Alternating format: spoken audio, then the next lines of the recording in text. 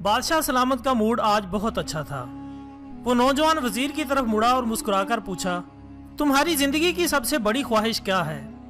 वजीर ने शर्माकर मुंह नीचे कर लिया।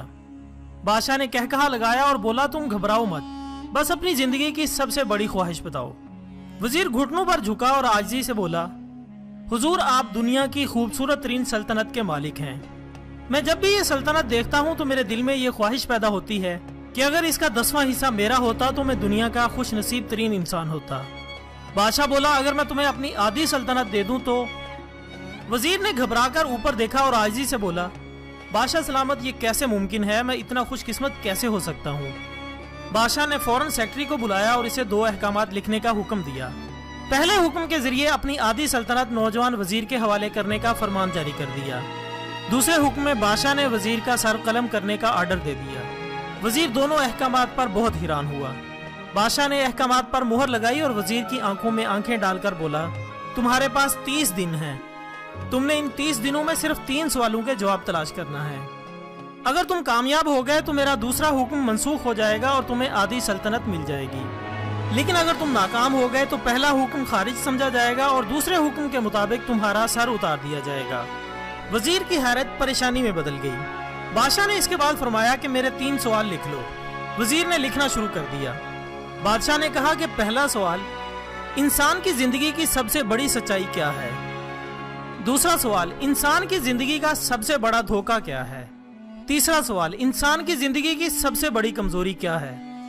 बादशाह ने इसके बाद नकारे पर चोट लगवाई और बाआवाज बुलंद फरमाया, तुम्हारा वक्त शुरू होता है अब। वजीर ने दोनों परवाने उठाए और दरबार से दौड़ लगा दी।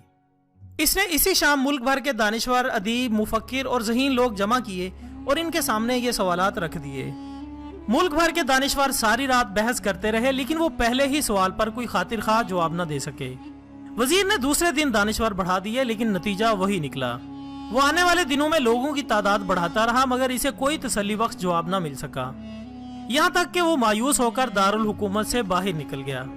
वो सवाल उठाकर पूरे मुल्क में फिरा, लेकिन कहीं से जवाब न मिल सका। वो मारा मारा फिरता रहा, शहर शहर, गांव गांव की खाक छानता रहा।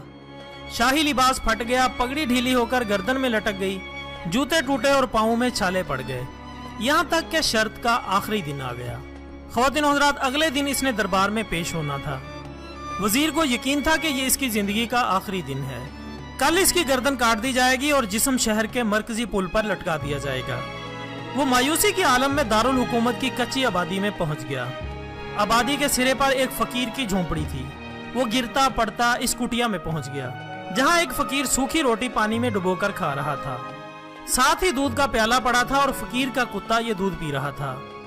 फकीर ने वजीर की हालत देखी, कहकहा लगाया और बोला, जनाब अली, आप सही जगह पहुंचे हैं। आपके 3 सवालों के जवाब मेरे पास मौजूद हैं।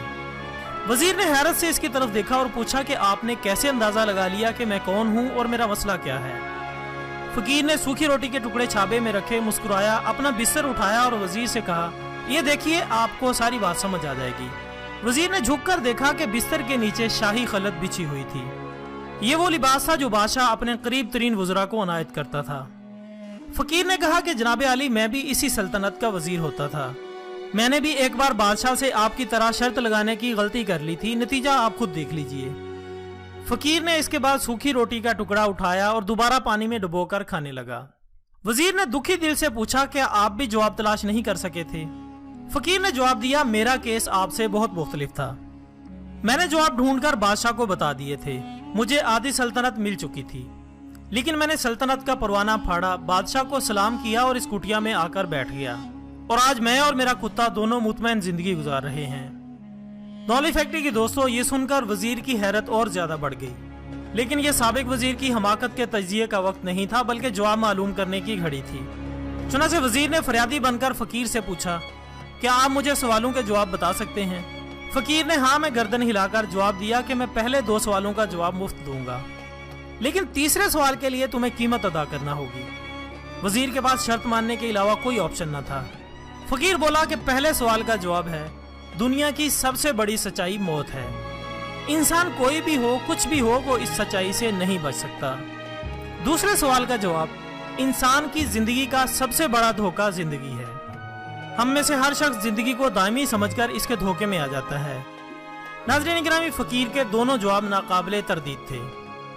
वजीर बहुत खुश था और इसने तीसरे जवाब के लिए फकीर से शर्त पूछी। फकीर ने कहकहा लगाया और कुत्ते के सामने से दूध का प्याला उठाया, वजीर के हाथ में दिया और कहा कि मैं आपको तीसरे सवाल का जवाब इस वक्त तक नहीं दूंगा जब तक आप ये दूध नहीं पीते। वजीर के माथे पर पसीना आ गया और इसने नफरत से प्याला जमीन पर रख दिया। वो किसी कीमत पर भी कुत्ते का जूठा दूध नहीं पीना चाहता था। फकीर ने कंधे उचकाए और कहा कि ठीक है, तुम्हारे पास अब दो ही रास्ते हैं, तुम इनकार कर दो और शाही जल्लाद कल तुम्हारा सर उतार देगा, या फिर तुम ये दूध पी लो, तुम्हारी जान बच जाएगी और तुम आधी सल्तनत के मालिक भी बन जाओगे। फैसला बहरहाल तुमने करना है। वजीर इसी शशोपंज में फंस गया कि एक तरफ जिंदगी और आधी सल्तनत थी और दूसरी तरफ कुत्ते का जूठा दूध था।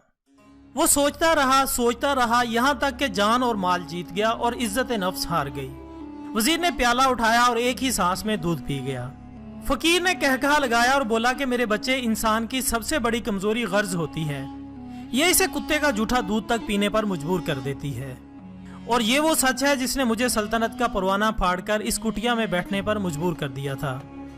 मैं जान गया था कि मैं जूं जूं जिंदगी के धोखे में आऊंगा, मैं मौत की सच्चाई को फरामोश करता जाऊंगा, और मैं मौत को जितना फरामोश करता रहूंगा, मैं इतना ही गर्ज की दलदल में धंसता जाऊंगा, और मुझे रोज इस दलदल में सांस लेने के लिए गर्ज का गलीज दूध पीना पड़ेगा। लिहाजा मेरा मशवरा है कि जिंदगी की इन तीन हकीकतों को जान लो, तुम्हारी जिंदगी अच्छी गुजरेगी। वजीर शर्मिंदगी और खुदतरसी का तोहफा लेकर फकीर की कुटिया से निकला और महल की तरफ चल पड़ा। वो जूं जूं महल के करीब पहुंच रहा था, इसके एहसास शर्मिंदगी में इजाफा हो रहा था। इसके अंदर जिल्लत का एहसास बढ़ रहा था। वो इस एहसास के साथ महल के दरवाजे पर पहुंचा ही था कि इसके सीने पर खौफनाक टीस उठी। वो घोड़े से गिरा, लंबी हिचकी ली और इसकी रूह इस दारे फानी से परवाज कर गई। नाज़रीन गिरामी, इस वीडियो का मकसद आपको जिंदगी की अहम सच्चाई याद दिलाना थी जो हम भूल चुके हैं। आज हम अपने नफ्स की गुलामी में मौत को भूलकर वो काम कर रहे हैं जो हमारी इखलाकियात से मुताबिकत नहीं रखते। हम अपनी इज्जत नफ्स की परवाह किए बगैर दौलत कमाने के पीछे पड़े हैं। इसमें कोई शक नहीं कि दौलत वक्त की ज़रूरत है, लेकिन इसमें जायज़ और नाजायज़ ज़राए का खुसूसी ख्याल रखना चाहिए, क्योंकि जब इंसान दौलत की हवस में पड़ जाए तो कुत्ते का जूठा दूध भी पी जाता है।